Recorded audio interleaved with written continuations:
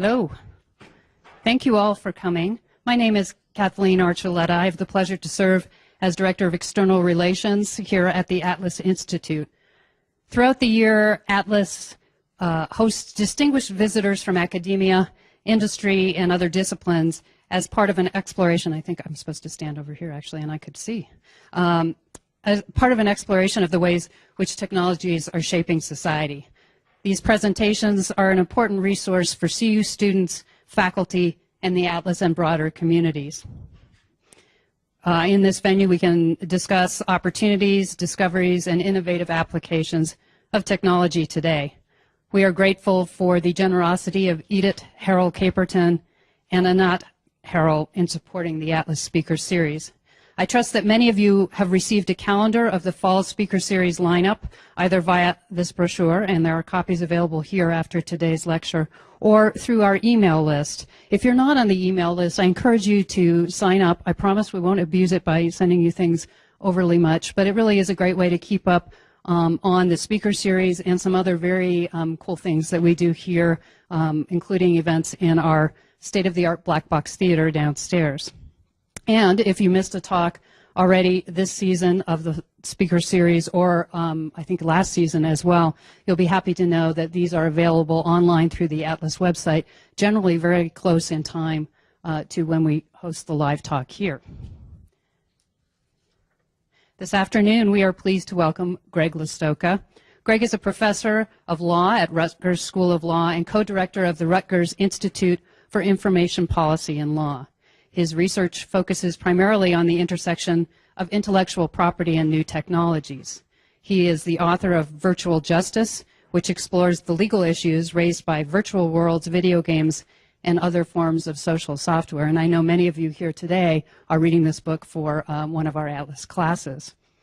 A Renaissance man, Greg earned his BA at Yale College and studied fine art and education at the University of Arizona. He later served with the U.S. Peace Corps in Turkmenistan, where he taught English to Turkmen teachers. Subsequently, he earned his JD from the University of Virginia School of Law. In addition to teaching law at Rutgers, Greg occasionally blogs on Terra Nova, an interdisciplinary blog about video games and virtual worlds that he co-founded, and Madisonian.net, a legal blog that discusses developments in intellectual property and technology law. Please join me in welcoming Professor Lastowka.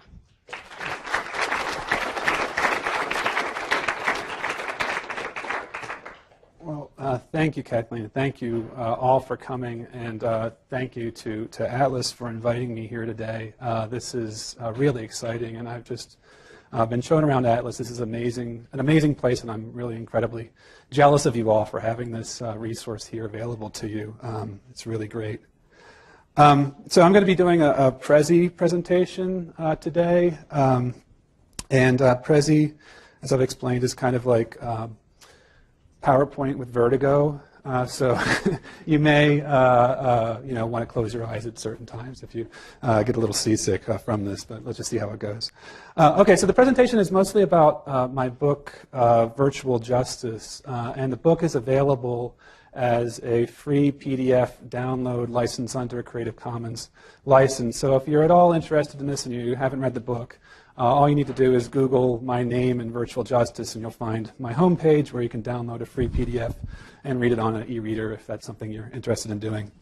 And the talk is going to track, in many ways, the book. Of course, it won't be as detailed as the book, but many of the themes here are themes that I'm exploring in the book. Okay, the first thing I want to do is just have a little confession that I am trained as a lawyer primarily, and this is Lord Blackstone here. And I know lawyers receive a lot of status in society, and this Lord Blackstone has a nice wig here, right? He looks very distinguished, and he's Lord Blackstone and Sir Blackstone. But what I want to emphasize in that regard is that there are limits to what I can tell you insofar as lawyers know things like this. This is the California Civil Code section defining what property is. And this is what the California legislature decided should be the definition of property. Other legislatures have different definitions of property.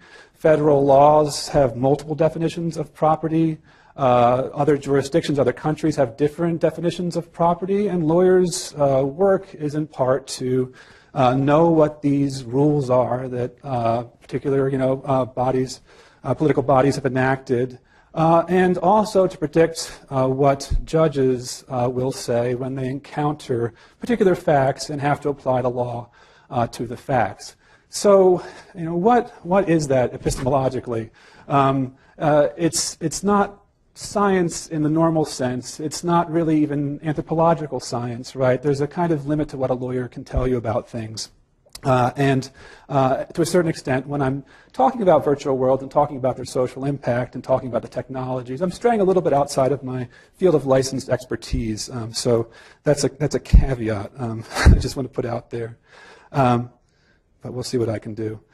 So I'm going to actually break this down into 4 different sections. I'm going to talk a little bit about the history of virtual worlds, then talk about the economics of virtual worlds, talk about virtual worlds and concepts of governance, and then talk about creativity in virtual worlds, which is tied to a current project that I'm working on, but it's also discussed in chapter 9 of my book.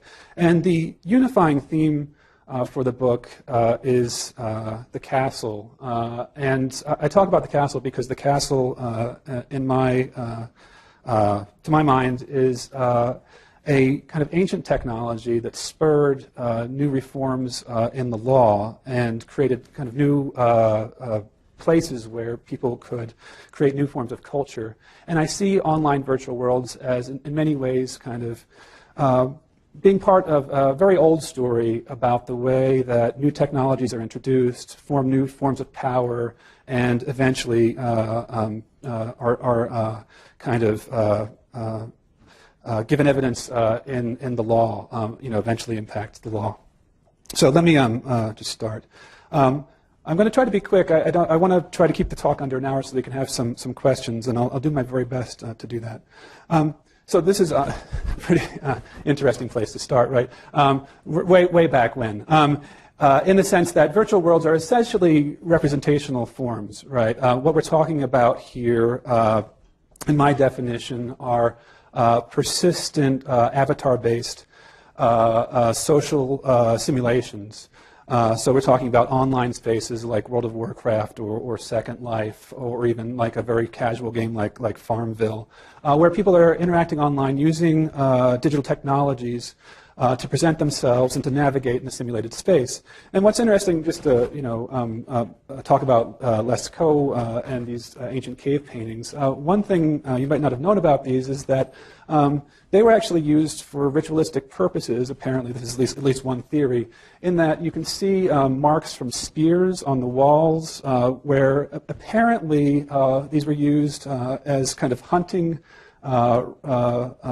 reenactments. So the ancient people that did these drawings, tens of thousands of years ago, would actually enter into these subterranean spaces and throw weapons at these representations, right? So it's interesting to echo, critiques or observations about the way that individuals today online in these virtual worlds are interacting with illusions. This is a very old process. Another key, kind of landmark in the historical development of virtual worlds is world building, and I talk about this a little bit in the book with regard to mythology, creating kind of alternate spaces, alternate realms that are settings for certain kinds of interaction. And Tolkien, of course, is a master world builder in fiction, in the sense that when he was writing these Lord of the Rings books, he was creating a language, he was creating a rich history, and much of that work never showed up in his actual books, but that was the sort of work that he was very enthusiastic about, and that kind of formed the basis of his writing. So this process of building separate worlds as kinds of different spaces for narrative and ultimately for exploration, is very old as well. Whoops, that was a mistake. Here we go. Back on track. Okay, this is actually some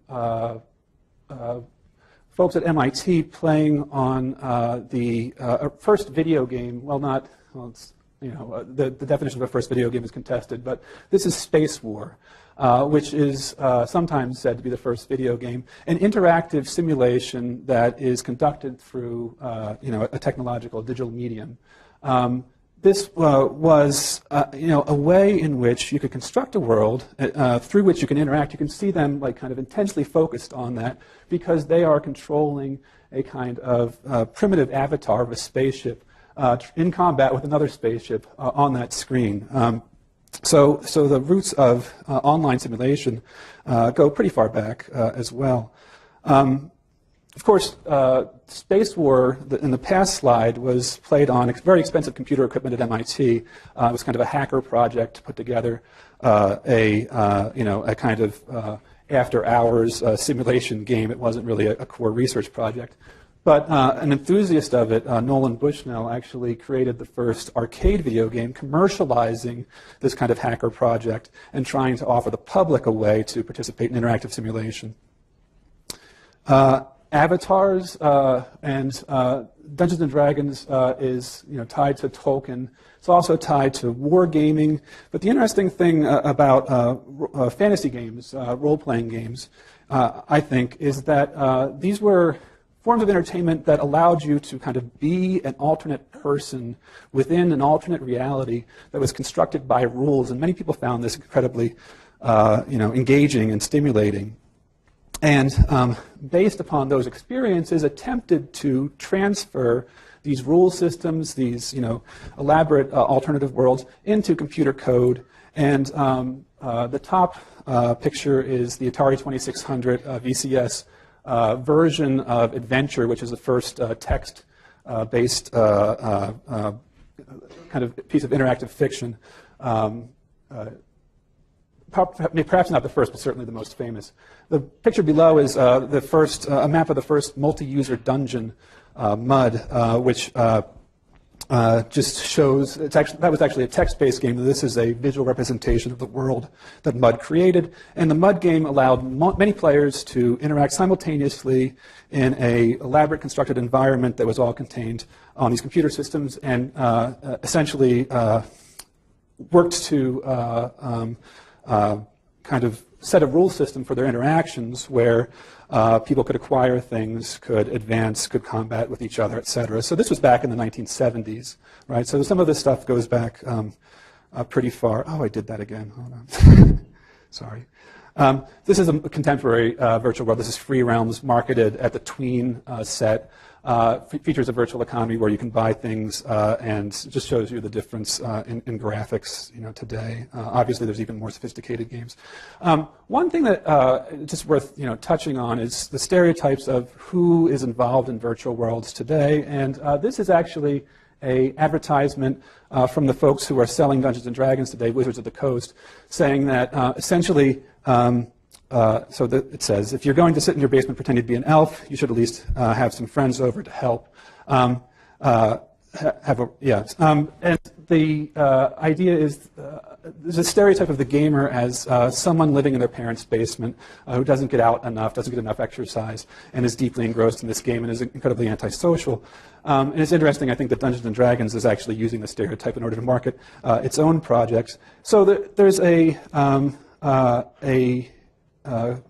kind of common cultural stereotype of the gamer that I think it's important to overcome, in that the demographics of virtual worlds are very comprehensive, in that there's many older people involved in virtual worlds. There are virtual worlds targeted at very young children. There are virtual worlds targeted specifically at young girls. There are virtual worlds where the kind of average income of players is over $80,000 a year. It's a very varied demographic landscape. So if you have that preconception of what a gamer is like, I want you to try to get over that a little bit. And I just thought I'd flag this Did anyone see this? This is a Maine candidate for state senator who is being targeted because she plays World of Warcraft. And there's a claim that, you know, really if you play World of Warcraft, you're not fit to be a state senator representative of in the state legislature of Maine. And what's interesting to me is that I know so many people that are enthusiasts of video games and gaming, and there are some here at Atlas who have done very well. I have two friends who just published a book on gamification who teach at Wharton, and they come out on their blurb and say we are World of Warcraft players. So the stereotypes around gaming, I think, are still with us today and are still being negotiated. Okay. Again, virtual worlds are social. I just wanted to flag this, really quick, and I'll just show a little bit of this. This is a raid in World of Warcraft, and all of those little figures there are individual players who are participating in this raid. So more than 300 people together, doing something socially, and each of them is piloted by an individual player somewhere. So the idea that these people are alone, well, in a sense, they're physically, perhaps separate from the other players, but this is, obviously a very social medium. It can be. Okay. And it should just flag, in terms of virtual worlds, casual virtual worlds are probably the largest demographic segment at this point. So Farmville Facebook game had at its peak around 70 million users, which is just a huge number in terms of people playing this. And you have an avatar-based, socially interactive game where people are, purchasing virtual things in a virtual economy and displaying those to their friends and interacting through the game, posting messages on each other's farms. So this is, there's many different kinds of virtual worlds today. One thing that I did not include in the definition of virtual worlds is social software like Facebook, although there are obviously many, many similarities, right? You go to a platform, you engage socially with other people, you can create content on that platform. To a certain extent, you could construct an avatar of yourself, but these aren't spatial simulations, so I kind of, put them to the side in the book. Okay, there's the history. And let me talk about virtual economies, because this is what actually got me very interested in virtual worlds in the first place. Today, this is a castle that was for sale in Ultima Online back in 1999 when I first started getting interested in virtual economies. And the castle in Ultima Online was on sale for about $1,000. And it just struck me as amazing that someone could acquire an in-game item, sell it to another player, and charge that other player $1,000 for it. So I thought, well, is this property? Could this be defined as legal property? And that was what eventually, in a way, led to all of the questions in the book. Today, it's hard to get firm figures on this, but it's estimated that the size of the virtual economy circa 2 or 3 years ago was about $6 billion. Today, it's probably larger than that because these things have been on the uptick for some time. And when I say it's $6 billion 3 years ago, that's the intersection. That's where the virtual economies intersect with the real world economies, and real cash is exchanged for virtual items. So that's the amount of economic activity I'm talking about. And just let me, oh shoot, I did it again. Okay, there we go. This is not what I'm talking about, actually. This is the in-game economy. So in many virtual worlds, like in World of Warcraft, this is an auction house. And players go to the auction house, and it's essentially like a virtual eBay in that you acquire items, you sell the items to other players, the other players pay you gold, and they get your virtual item in return. Those economies must be, several times, the size, probably maybe more than, several times, maybe, 10 times the size, easily, of the economy I was just talking about, in that there's tons of economic activity occurring in virtual worlds where people acquire items and sell them to one another for currency that exists in the game. So virtual currency in exchange for virtual items. There's a ton of those kinds of transactions going on. So that's one way of talking about virtual economies. Another way of talking about virtual economies is to talk about the gray market economy, where players acquire items in virtual worlds, sell those items to other players in exchange for real-world cash transfers outside of the game. So you acquire a valuable item in a virtual world, you list it on a platform like Player Auctions or at one point eBay, and you can sell the item to another player, and the player transfers via PayPal or some other service money to your address, right? So you're actually selling virtual things for real money. This is sometimes illegal in that, and when I say illegal, I don't mean against the law of the state, but in violation of the contract of the provider of the game. So game companies are sometimes not happy about real money trading, as they call it, where you pay real money for virtual items within games. And of course, you can have more complex economies like the Second Life economy, where yes, you can sell virtual items within the game for virtual currency, but you can also sell the virtual currency to other players for real money, and you can use your real money to purchase virtual currency from other players. And in Second Life, in transactions and land, for instance, the platform takes a tax on player transactions through the economy. So you can have very sophisticated virtual economies where there's multiple means of making profits, and there's a lot of there are several intersections between the real-world economy, real money, and virtual property. So this is another form of the intersection of virtual economies and real economies. And I should just, before moving on, one very lucrative form of this kind of authorized, virtual economy is the sale of particular virtual items by the platform owners to the players. So you're playing Farmville, and you're making a barn, and the thing you need is one nail, in order to complete your barn. And no one can offer you a nail. It takes a long time to get a nail. But if you buy a nail from the game company, for $1 or $5, then you can actually get ahead, right? So you play a game, and then to get ahead just a little bit faster, you can buy a particular property off of the game owners.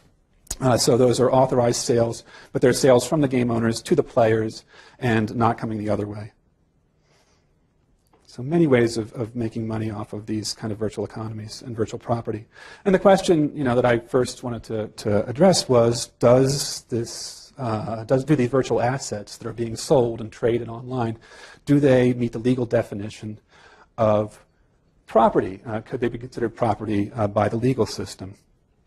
And it's interesting in that if they are property, they would be categorized as chattel property because they're not real property, they're not real estate.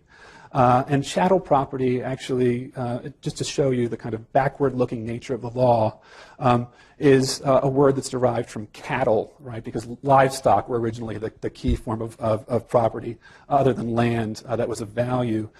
So chattel property would be the definition of these virtual assets, and it's still the term that's used today to describe personal property. So, I mean, what we find when we actually start looking at this question is property has different meanings in different segments of the law. Just as different states have different definitions of property, if you go to different areas of law, you can find different legal questions arising from the intersection of virtual economies and the real economies. And one question is whether or not virtual property can be taxed. One thing that's not controversial at this point is if you have virtual property and you sell the virtual property for a profit, you sell your World of Warcraft gold, for $2,000, or your character for $2,000. The income that you derive from selling the virtual property is income that is taxable. The more difficult question is, what about a virtual world like Second Life, where you can sell virtual property for virtual currency, and the virtual currency can be traded for real money. So you have a business in Second Life, and you're making large profits in Linden dollars, right? And those Linden dollars do have a real economic value because you can sell them for real money, but do you have to declare that as income for tax purposes, your Linden dollar holdings? And this is something that tax professors are disagreeing about. This is something the IRS says it needs more guidance on. It's not really clear whether or not you need to declare these things. If you had to declare your Linden dollars, because your Linden dollars could be characterized as income from a transaction where you've obtained some form of value from the transaction, then what about your World of Warcraft gold? If you slay a monster in World of Warcraft and it drops loot, right, and you could potentially sell that loot via one of these gray markets for real money, do you have to declare income in a game on your tax returns, your virtual income? And many people think that would be going too far, but in terms of looking at the tax code and thinking of this as a tax question, it's not at all clear that the answer is that this stuff, should not be declared. So that is, I think, in a state of study at this point, the question of virtual property taxation. Oh, did it again. Can virtual property be stolen, right? So the title of this talk was about my avatar being robbed. So this is a case I discuss in the book where a gamer in China actually acquires a dragon saber that is worth about $1,000 US dollars if it were sold via one of these gray markets online. So that's a sizable amount of money for a gamer in China, to acquire a very valuable item. His friend asks him if he can borrow the dragon saber. He loans it to his friend. His friend turns around and sells it and realizes profit from the sale. He goes to his friend, confronts him about it. His friend says, "I'm sorry, I've sold it. I've got the money." Right? I'm not going to give you the money, right? He didn't want the thing stolen in the first place because he regarded it as a trophy, something that he had, earned through playing the game. He goes to the police and says, "My friend stole my dragon saber." And the police say, "Well, if it happened in a video game, it's not really property." But if you think about it, right, he just lost $1,000, and his friend just gained $1,000 through property that he could have sold for real money. But the police don't want to have anything to do with it. So he gets upset about it, and he goes and confronts his friend again about the situation and ends up stabbing and killing him, and is jailed for murder, receives a death penalty, but it was commuted. He actually turned himself into the police after the murder, right? And the thing that's really frustrating me about this case is property law is, in theory, supposed to prevent people from using violence to settle disputes over property. You go to the state intervenes, and it clears things up so that you don't have to resort to violence to protect your property interests. But here, obviously, the system did not work, right? So if we do not recognize rights in virtual property and the size of virtual economies keeps growing, we run the risk that we're going to have spillover violence like this and spillover crime when people realize that this is an area where there basically is no law and we're free to steal virtual things. And if we want to protect our virtual things, we need to resort to our own force in order to do so. So that's the Kui Cheng Wei case. There's a lot of hacking going on in virtual property. Today, right now, there are some of the leading viruses are viruses that will loot your World of Warcraft account for the virtual property. The people that own the viruses log into the account. There's phishing schemes as well. They log into the account. They get the virtual property. They sell it to someone else. They keep the proceeds. And then usually the victim goes to the game company. The game company restores the account to its previous state, right? But the criminal still sees the profits from the virtual theft and from hacking via the virus. The game company is probably, loath to bring in the FBI to look at its servers and look at what's going on with these virtual property thefts, right? So the law enforcement does not get involved in these sorts of situations, which acts as an incentive to continued criminal activity, continued looting of virtual accounts, right? We're relying on the virtual world owner as our kind of law enforcer in order to regulate these problems, right? So, but there's really a lucrative business in hacking online game accounts that's going on right now. tons of articles. It's become sort of mundane to see articles about hacking virtual property. This is an interesting case as well. The Dutch Supreme Court recently decided a case involving the virtual world of RuneQuest, where two miners broke into the house of another miner, held him at knife point, and forced him to turn over certain objects within the RuneScape, RuneScape game. Yeah, and the question was, the legal question was, well, this is assault. Obviously, you're holding a knife to this kid and threatening him. Is it robbery, though? I mean, was anything stolen? Because robbery is when you're actually using the assault in order to obtain someone else's property, theft of property. So the Dutch Supreme Court ultimately ruled that, yes, items in RuneScape are property under Dutch law. It should be regarded as items that can be subject to essentially the Dutch law of theft. Now, there are other cases going the other way in the United States where certain, at least local jurisdictions have said that in-game items have no real economic value, and obviously the Dragon Saber case is a case pointing the other way as well. This is actually a urban legend. Bruce Willis recently, the story went that he was trying to bequeath his iTunes library to his children. But it brings up an interesting question. It's not true. I don't think he was trying to do this or planning to sue Apple in order to do this. But it brings up an interesting question. When someone dies and they have property in an online game, does that property become part of the estate? So I'm going to be talking with some trust and estates lawyers next week, trying to figure out, whether it's part of the executor's duty to go through your online accounts and sell off your virtual stuff that might exist in these games. And in another case I talk about, I don't really want to get too much into the details here, is can virtual property be destroyed? So you are logging into Second Life, you've kind of established community there, you are paying real money for virtual land in Second Life, and Second Life advertises on its homepage, buy and own virtual land. So you buy and own virtual land, you buy several $1,000s worth of virtual land, and one day you go to log into Second Life, and Second Life says, sorry, we've terminated your account. Is Second Life allowed to do that? Is it consistent with the law to allow the game company to basically just terminate your account and essentially, exercise eminent domain over all of your virtual property within the game? That question came up in the Bragg v. Linden Lab case, and at issue was a provision in Linden Lab's terms of service that basically said, we may at any time, for any reason or no reason whatsoever, terminate access to your account. And this lawyer named Mark Bragg had acquired several $1,000s worth of virtual property in Second Life. And he said, well, when you shut down my account, you basically stole my virtual property. You destroyed the value that I had acquired within the game, and you told me that I could own virtual land.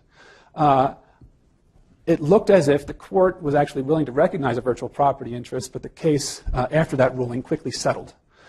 So we don't have legal precedent on that point, but it's an open question about whether the game owner or the virtual world owner would be able to shut down an account when people have invested several $1,000s in property on the account, whether the contract that says they're able to do that would be enforceable.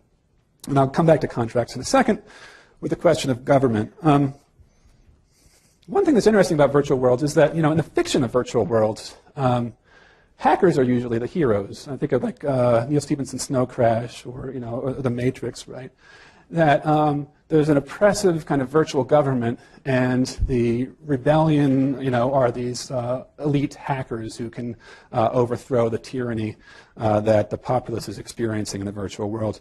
When it actually seems as if the hackers in virtual worlds are, trying to loot virtual accounts a lot of the time in reality, as it turns out.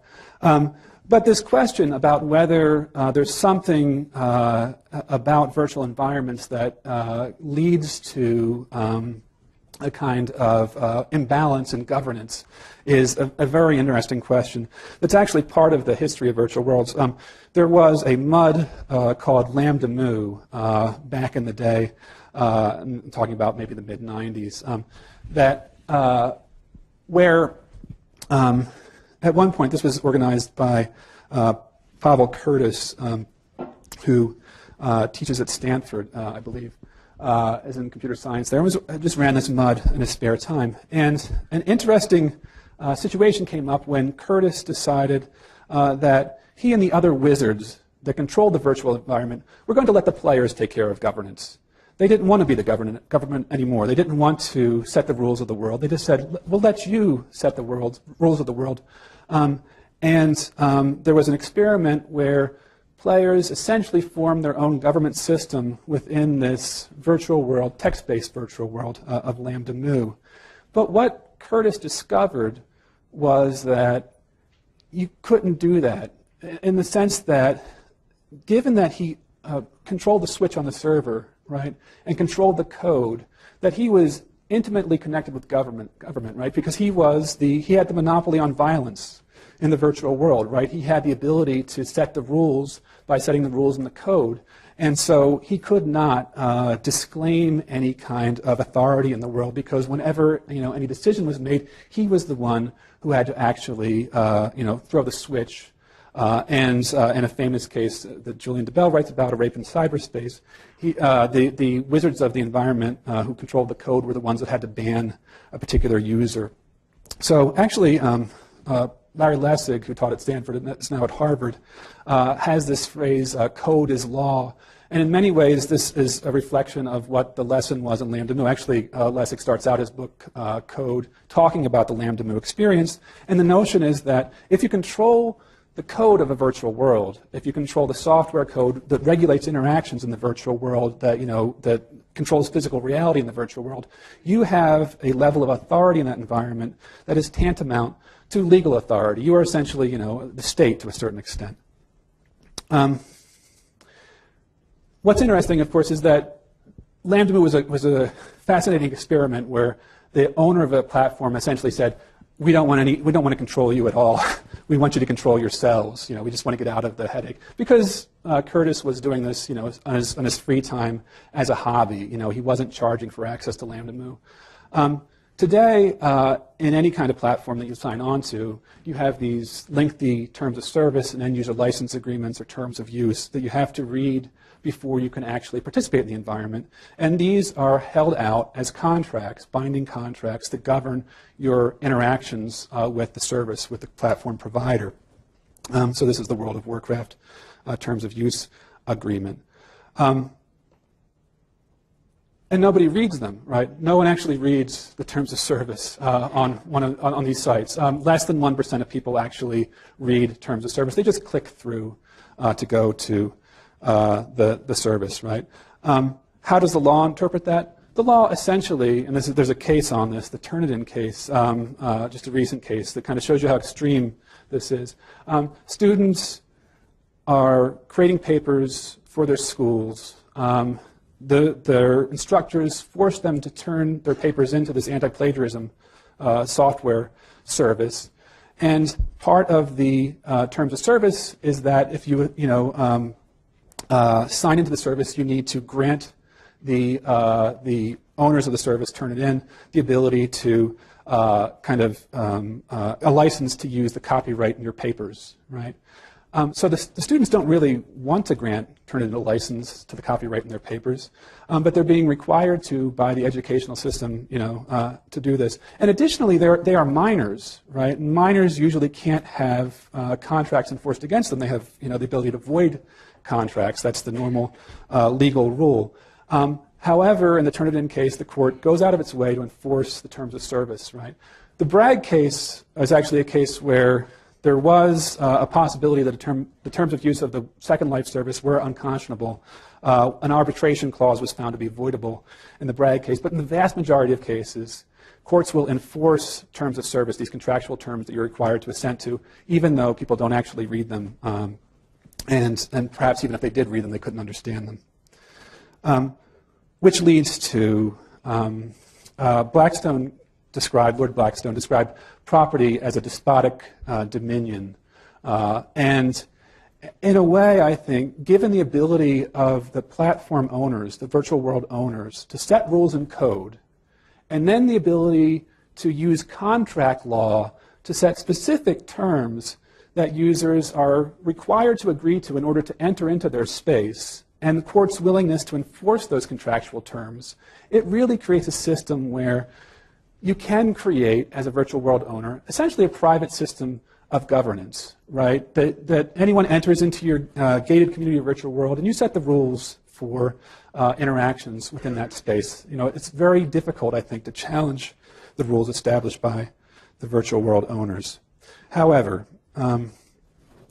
there are some situations where some of this can be somewhat confused. I talk about, this is Lord British, who is actually talking about governance. This is Richard Garriott, who was the creator of Ultima Online, one of the early virtual worlds. And he actually had an avatar where he would actually enter into Ultima Online and walk around the environment and kind of mete out justice to his subjects within the world of Britannia, the world of Ultima Online.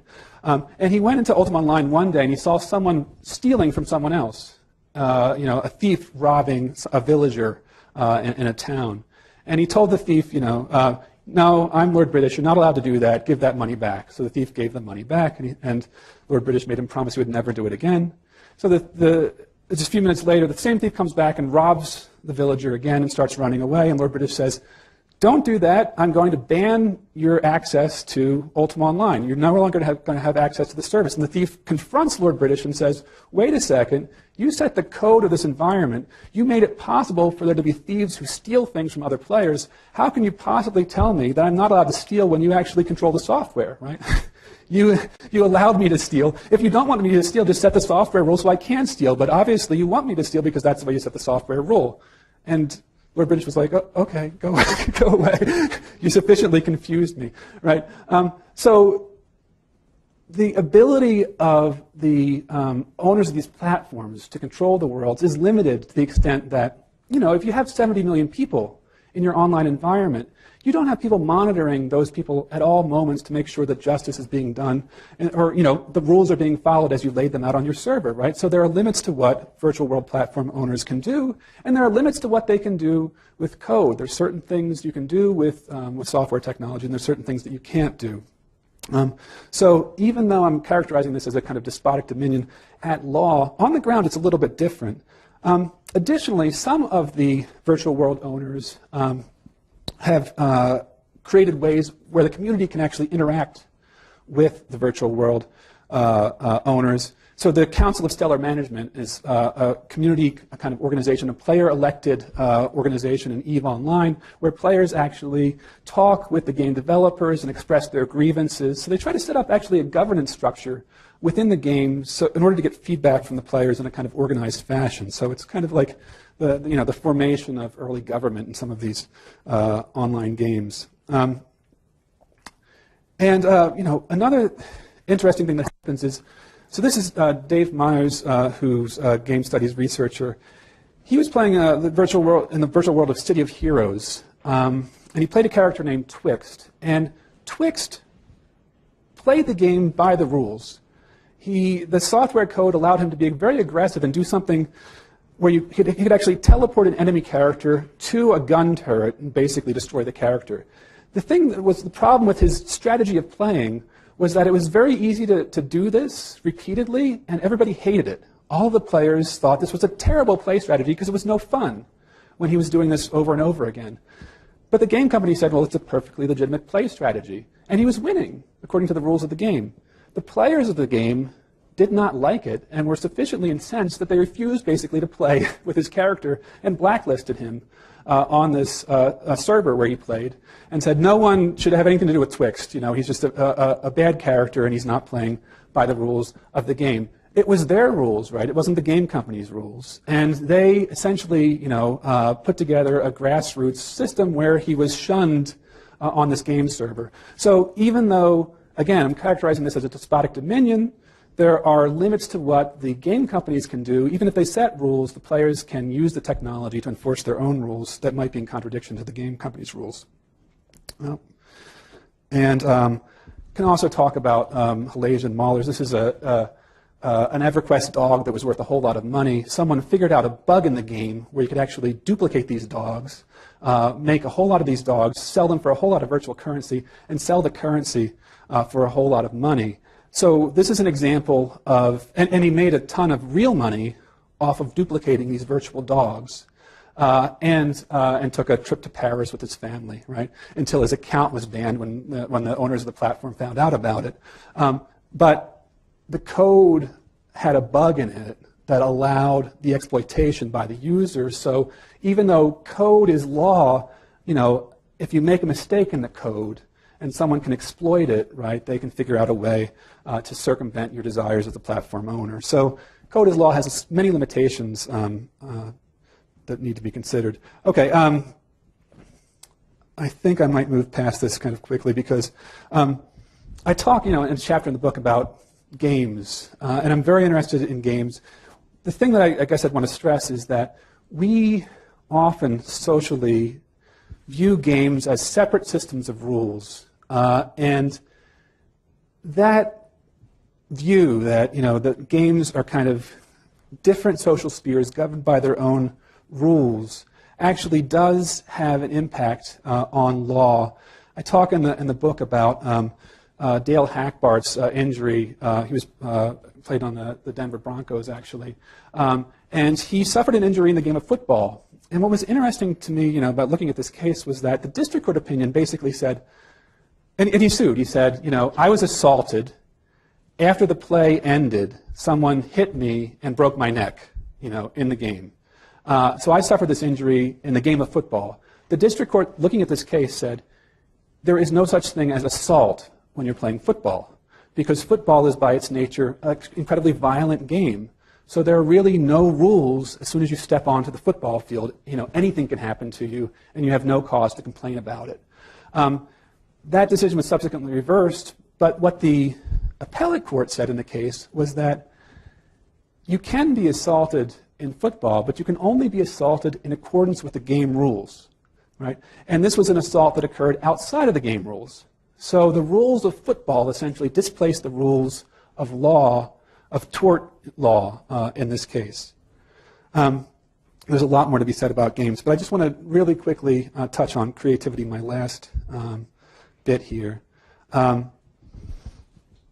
One really interesting thing about virtual worlds that I'm focusing on right now is the ways in which, you have to deal with these YouTube interruptions, the ways in which they encourage, and enable player creativity within the game. So this is the game of Minecraft, and this is a player recreation, a user recreation of Hogwarts from Harry Potter, right? And this is using the tools of the game. The players create these sorts of builds within the game. So the virtual world becomes a tool of artistry that's used by the players. And the interesting thing about this, of course, is that Harry Potter is intellectual property, right? It's controlled by copyright and trademark law. And here are players using it in ways that may call into question intellectual property laws. This is you can't actually hear the music, but these are people in Lord of the Rings Online who are playing a Led Zeppelin song using their musical instruments, and they coded in the melodies in the game world. It's just fascinating that they can use the tools in this way to do these sorts of things. This is the City of Heroes game, where just recently shut down, unfortunately, but there are other superhero games out there now. This is a player who created this costume for his character, and this is just one of many of these sorts of YouTube videos where people are showing off the incredible costumes that they've created for their characters using the character creation engine that's offered by the software. So this person is very proud of what they're doing, proud enough to make a YouTube video and say, these are the costumes that I've created. And just one last example of this sort of creativity in virtual worlds. This is from Second Life. Someone actually created Van Gogh's famous Starry Night painting by creating a 3D version of it, actually within Second Life, right? So this is here's Mitt Romney again. using the tools in Second Life to recreate a famous painting. This is one's out of copyright, right? So there's no copyright implications. However, there actually is the Starry Night song playing in the background, so there's music issues in this that you're not hearing at the moment. But 3D navigation of this, right? So I see this as incredibly transformative potentially, in a way that people can use this these sorts of technologies to express their own authorship and to convey their ideas to one another. But what is problematic, and I just always focus on the problems, is that, again, we're dealing with contract law. And many of the contracts of these virtual worlds basically say you sign on, you give up all of your intellectual property rights when you use the platform. We have a worldwide perpetual license to use your content in any way we see fit. So all of these great creations on many of these platforms are subject to these terms of service, terms of use, that essentially grant the copyright control to the platform owner. And it gets more problematic than that. I talk about that Marvel versus NCSoft case. This is involving that City of Heroes case, City of Heroes game that I just showed you. The character creation engine allowed players to produce things like this, like these Marvel costumes. So Marvel Comics actually sued the game company and said, it is illegal for you to provide a tool that enables players to create costumes that infringe our copyright. You follow that, right? So the thought was that even though the vast majority of the players are creating original costumes, in fact, they're so into it that they would actually have costume contests, in the center square of this virtual world, where they'd kind of rate each other's costumes, and many people just played to create costumes, right? But Marvel said, players are using this tool to infringe our superhero costumes, and NCSoft basically, you need to buy a license from us, from Marvel, or you need to shut down the technology because you're infringing our copyrights. What's interesting is this is an exhibit in the case, and apparently Marvel's lawyers were the ones that created these costumes. It wasn't the players. But so that makes Marvel look bad. Let me make NCSoft look bad. The terms of use, actually, of this game required the players to assign their copyrights and their costumes to the game company, right? So even though they're creating these wonderful things and showing them off to each other, NCSoft is basically the copyright owner of all the user creativity on the platform, right? So I don't think either party, looked pretty in the case. I intervened as an amicus in this case in order to represent the interests of the players and to claim that this was a fair use. Another case that I'd like to talk about, but it's very complicated, is Blizzard versus MDY. This is a lawsuit about botting software where MDY was a company that created software called Glider that could put your avatar on autopilot and play World of Warcraft for you while you slept. So your avatar actions would be automated. They would go and gather things. You'd wake up in the morning and your avatar would be rich because it's mined all of this ore or collected all of these pelts or done something like that, right? And then, so people like this. They bought the software. Actually, the MDY company made several $1 million off of selling licenses to avatar automation software within World of Warcraft, which kind of tells you how big World of Warcraft is if you can make $7 million. I think it was about $3.5 million off of selling licenses to avatar automation software. Blizzard, of course, the owners of World of Warcraft, did not like this, and they sued, and their allegation was copyright infringement. And the thought is, it's a very complex issue, but to make it kind of simpler. By using the software, players violated the terms of service. The violation of the terms of service was a breach of their license, their copyright license to use the software. Therefore, by breaching the license, using the software in violation of the license, the use of the software was a copyright infringement. So by selling software that enabled users to infringe copyright, the seller of the software was contributorily liable for the player's copyright infringement, right? So everyone who played World of Warcraft using this was a copyright infringer because they were violating the terms of use that they probably hadn't read of World of Warcraft. Another claim was that this software circumvented detection by Blizzard's anti-botting software by trafficking in a piece of software that enabled the circumvention of copyright protection mechanisms, MDY had violated the Digital Millennium Copyright Act. And that was the claim that was ultimately affirmed by the district court that, yes, that had occurred. So this was a violation of the 1998 Digital Millennium Copyright Act, the anti-circumvention, actually anti-trafficking provisions of that law. All right, so the fascinating thing about this is that copyright is being used as a tool to prohibit a creative tool that players want.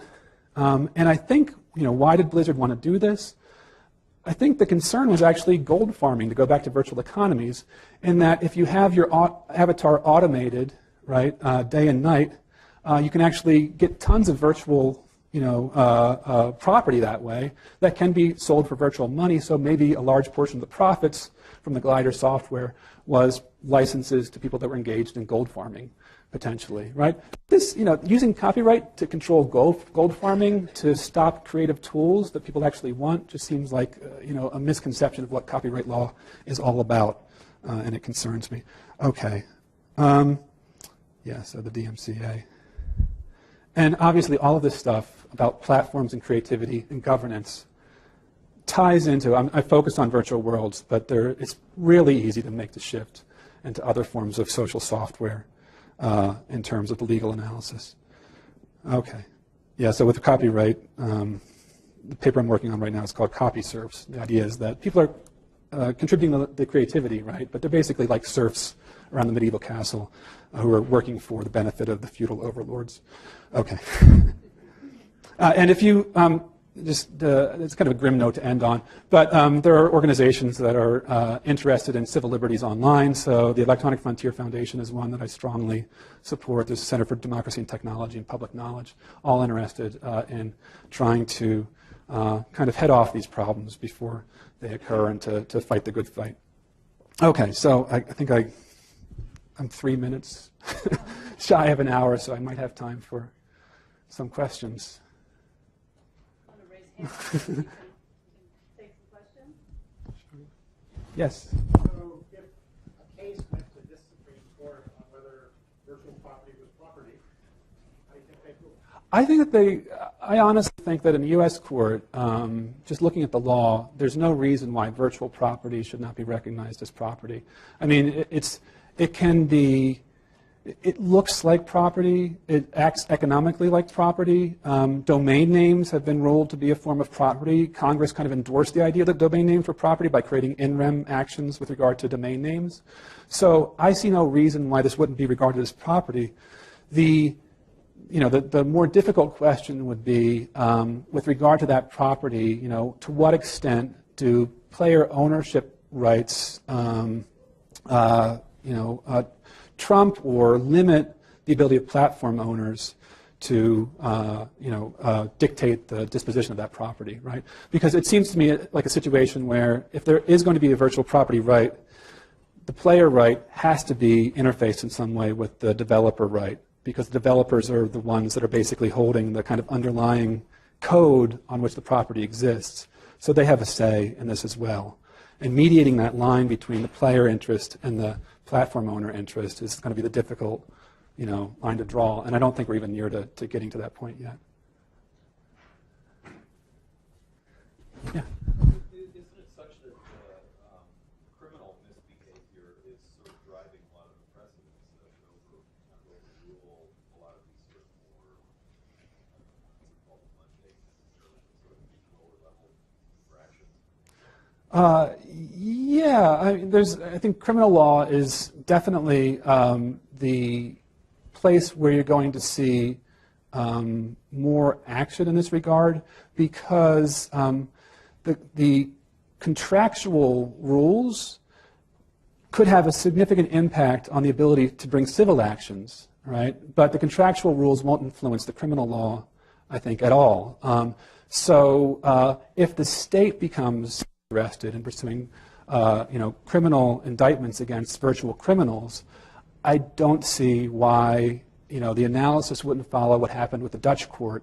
And actually there's some cases in the UK where courts are seeming to recognize that virtual properties have real value, and the theft of virtual property is a real form of theft. The interesting law to follow in this regard, and I didn't touch on this in this presentation, is the Computer Fraud and Abuse Act. So the platform owners would actually have the strongest case if they actually wanted to get state assistance to kind of to prosecute hackers. You know, if they can get a prosecutor to help them out with that regard. Yeah, I was thinking about, I haven't really followed it from a legal precedent, but Sulaki, the owners of have a hotel, and with the predatory behavior, trying to regulate predatory behavior, how that was functioning. Yeah, no, so I didn't touch upon that very much in this presentation. Sulaki, I mean, there have been criminal suits brought against people who fished for virtual property, gains with regard to have a hotel. And Sulaki has collaborated, with investigators who brought those criminal prosecutions. So it seems to be open to that. With regard to you talking about sexual predators and these online, yeah, that's definitely a concern, I think, of the game companies. With respect to that, it'd be. I have not seen, many prosecutions where the virtual, economies or the nature of this as virtual worlds have really made much of a difference in the sense that this is a way of kind of, if sexual predators might use this as a platform in order to make contact, right? But after that, you actually get to the gist of the criminal case. There are some interesting things, but maybe we can talk about that afterwards. Greg, can you mention this talk of criminality within the game? But we talked a little bit earlier today at our roundtable discussion about some training now that the law is behind this in a lot of ways, but that federal investigators, I think you said, are getting now, because there are real and true money laundering schemes that are going on through virtual worlds. Do you think they're catching up on some of that? Yeah, I think the interesting thing is. So obviously there's a lot of criminal activity that's taking place with regard to virtual economies, and some of these platforms can be used for money laundering purposes, and I think there's an interest among investigators to be able to look at what's going on these platforms. They want access to be able to monitor economic transactions within these platforms. And I think currently they don't have that level of access, and they want to be able to forensically examine computers like consoles in order to figure out what's taken place on these systems. And a lot of the investigators don't have that kind of special expertise at this point. So I've participated in training of state law enforcement, federally funded programs going around trying to just introduce law enforcement officers to what's happening on these platforms. And a lot of things can happen on these platforms that use the virtual world technology just as a communications platform or as an economic exchange platform, and are not about theft of virtual property or the rules of the virtual world per se, but it's basically like an alternative to a telephone conversation. Let's do this through Second Life instead. So I think there's a lot of interest in that, but we're still in the very early stages of seeing law enforcement responses to that. And part of the problem is the cost, of investigating these sorts of incidents. If the stakes are small, right, the cost of investigating a virtual world crime in terms of the level of expertise you need to be able to navigate these systems is much larger than the cost of prosecuting a similar crime of the same kind of economic value that did not occur on one of these platforms. Maybe one more, if there's any more? It seems like most of the problems raised when they start putting money value, like actual money value, to all these characters or things that are for sale. Would a solution be just prohibiting bringing real money? Yeah, well, that was tried, and it doesn't work. In the sense that, when you have, if you have 10 million people, playing World of Warcraft, and you have the ability to give property from one player to another, then you can always have someone, meet in the parking lot and hand, $20 in exchange for a transaction in the game. So the fact that, you have accounts with true economic value and property in them, and people actually want those things, it's really impossible to completely, prohibit real money trade. You just can't stop it. And that's why I think some of the more recent efforts of the game companies are to figure out ways to create legal markets for the exchange of virtual property without incurring legal kind of risks on their own part, right? So they want to create spaces where players can exchange virtual property for real money, but they don't want to allow the players to actually claim virtual property interests as a matter of law. So you see things like the station exchange, where you set up really a real money trade economy that's subject to a licensing regime that kind of insulates the virtual world owner from any kind of legal liability. But those are very complicated, contracts. And the way that I see it heading, if these economies keep growing and growing, it's going to be harder and harder for the companies to deny that players have, some kind of real economic interest, legal economic interest in these assets when they are, obviously figuring out ways to tax the trade that is occurring. Is there any evidence that, for example, international terror organizations could use the communication capability to make their communications totally unmonitored because it's just impossible to track all this? I have heard that, and I have friends that know about that, and they can't tell me what they know about that. But no, I think there is some interest in the use of these platforms for forms of communication that are sub rosa. Now, I mean, if you get you can use different forms of cryptographic encoding to have communications that occur on dark nets that are not visible in many ways. So I'm not sure if I see the use of these platforms as particularly appealing to terrorists, but people who know more about this and have researched it more than I have think there might be something there going on. So it's a good question, but I don't have the answer. And on that spooky note, well, thank you very much. Thank you.